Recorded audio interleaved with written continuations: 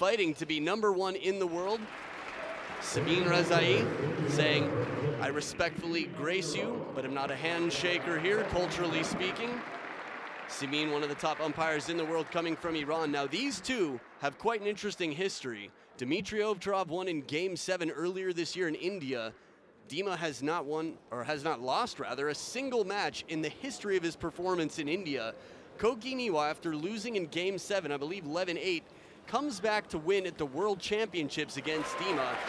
There she is, Sabine Rezai from Iran.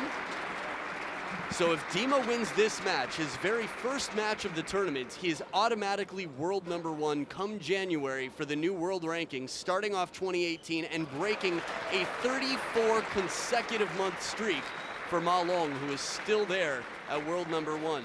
There's Kazakhstan's Timur Kojaev, I believe is how he says it. Had a chance to meet him earlier, very nice. And the fans here who will be sticking around to see Kirill Gerasimenko play with Tomokazu Harimoto are getting more and more excited for every match. But this one right here will be fascinating. Koki Niwa recently at the Swedish Open having an absolutely jaw-dropping combination of shots against Fang Bo. There's Coach of the Year, Jorg Roskopf, a doubles world champion from 1989 with Stefan Fetzner. Rossi, as he's known by many, still playing quite high-level table tennis, warming up Timo Boll from time to time and Dimitrij Ovtcharov, these two on the regular. Now, I mentioned the difference in stature. Koki Niwa, it's just fascinating. Really, it looks like he doesn't care about anything when he's playing. He shows very little emotion, which makes it so satisfying when he plays an incredibly creative shot.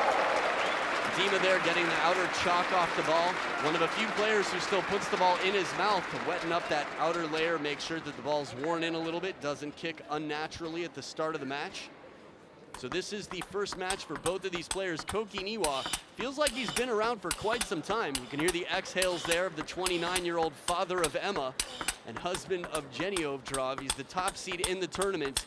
And despite not winning at the ITTF Star Awards last night, Timo Boll said it best and said this was Dima's year. Really, I don't know why I won, but thank you to my fans. He said Dima had an incredible year, just won everything he played. Koki Niwa, currently world ranked #8, 23 years old. I think a lot of people forget that he's still quite young, arguably many years from his peak. He's the 11th seed in this tournament, but that could be partially due to lack of participation on the World Tour. So fans getting ready, cell phones turned sideways for that widescreen shot that fills up the computer screen in high definition. Dimitrij Ovtcharov, one of the best backhands in the world. In 2014 in Yokohama, it took down Zhang Jike in 3 games straight. That was the first loss that Zhang Jike had ever had at the World Championships since his start in 2011.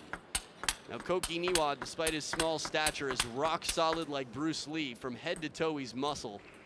And he's also got incredible feeling and is fearless when he plays. I think this is part of the reason, in addition to his very unexpressive demeanor on the court, that his fan base is growing around the world. And there's Koki Niwa's biggest fan, Jenny Ovtcharov. Okay, so maybe it's Dima's biggest supporter. She's a I'd say a very strong supporter and someone not to sit next to while he's playing. It's like she's living out there with Dima. Now, once again, if Dima wins this match, he is automatically world #1 in the new world rankings. We will have a new world #1 for the first time in nearly 3 years. And the first non-Chinese #1 in the world since, guess who? That's right, Timo Boll. It's been quite some time. Feels like about a decade. Here we go, best of 7. Dima to start. Koki Niwa not holding back. The ball sits up a little bit. Thinks he can read it. Coach Kurashima, the head coach in the corner. Yosuke Kurashima watching carefully. Forehand side 2. Now, one thing that Dima's really improved on this year is he's shortened up his strokes a little bit, and instead of going for straight power, he's worked on speed, and it's paid off dividends so far. He's been very effective against Timo Boll, Fan Zhendong, and many others. Well-placed half-long serve, light topspin from Koki Niwa for his first point.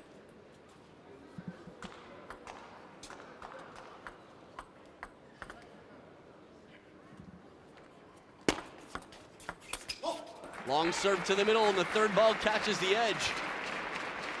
It's Koki Niwa's style. He's just bold. Picking the glue off the edge of the racket, possibly. Staying cool as usual.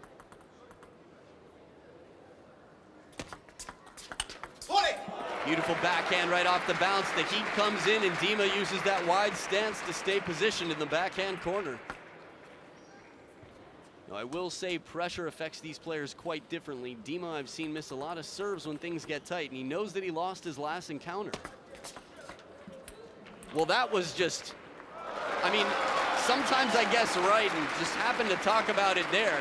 Still very early in the match. I didn't predict that Dima would be missing his serve right after I mentioned it. First towel break of the game and of the match. Koki Niwa trailing by 2. We've seen the service error with Dima versus many top Chinese players in the world. Inside out forehand, Niwa just stretching those feet out. See, that's just so fascinating. He didn't step, he didn't shuffle. He took one step with his right foot, just spread the feet to hit that inside out ball. Who else does that? Not 2 in a row, goes for it though. Koki Niwa, a very mysterious individual. That could be part of his popularity as well.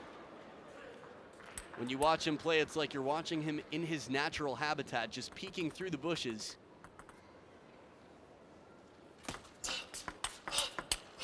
Quick off the bounce. Impressive to me that Koki Niwa is able to turn the corner that quickly after taking the backhand down the line. Now, there's one receive that Koki Niwa, as far as I know, created, or at least pulled out publicly against Dima in India. Call it the ballroom step around. Ballroom for short, we haven't seen it yet, but that backhand over the table has been very strong. So from down 1-4, right back in at 5-5, 4 out of the next 5 points for Koki Niwa. Shovel serve just longer than half long. Near the back of the table, Dima with some trouble. Again, had a chance to talk to Timo quite extensively about the game, his game, and even Dima's game with the new ball. Dima doesn't need to put in as much effort for power. Surprise, changing it up wide to the forehand. Koki Niwa moved a little early and had to pay for it. Second towel break of the game, and they're dead even. Been some fascinating matches so far. Had a chance to catch pretty much the whole match of Hina Hayata and Ju Yuling. I think the matches are just going to get better and better. In case you were curious what you just saw, a ball came in from the other court and Koki Niwa hit it about 50 feet across. Pretty rare to see someone pick up the ball and hit it that hard, just sideways.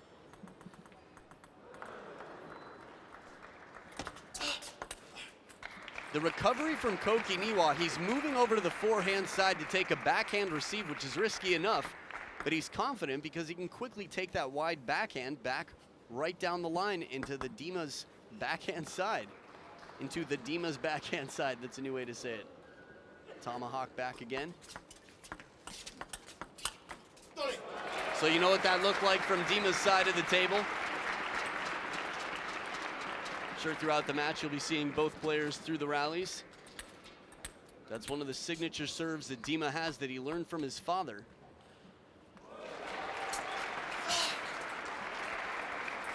Deceptive spin, very subtle contact. A few left-handed players do this very well. Per Garell from Sweden, one of the most difficult servers in the game currently. Waldner, one of the greatest servers to ever play. Timo Boll said he just couldn't handle receiving the serves. Most people couldn't. As fast as that one comes off the bounce, Koki Niwa shot just long to the short side. Watch the timing on this. Very bold. Takes it early. If that comes down, it's going to be trouble for Dima.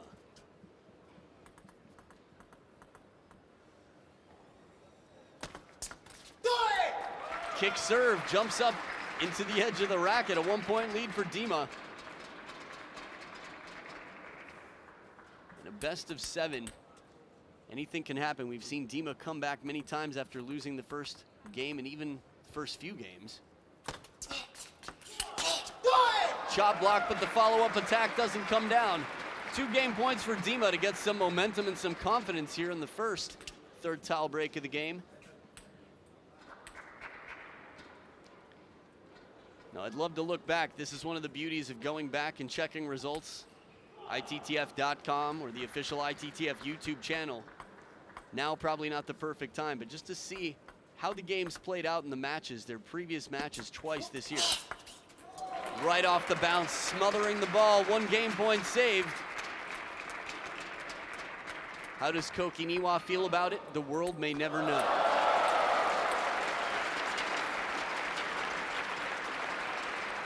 One left. Koki Niwa's been effective with his shovel serves. Once again, the shovel serve effective, more to the middle of the table, inviting that wide forehand attack. Or the attack to his wide forehand, rather.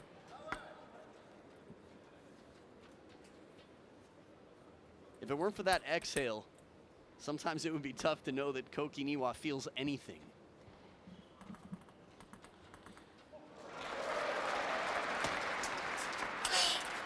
Spinny backhand, and it's game point for Koki Niwa, 3 in a row. You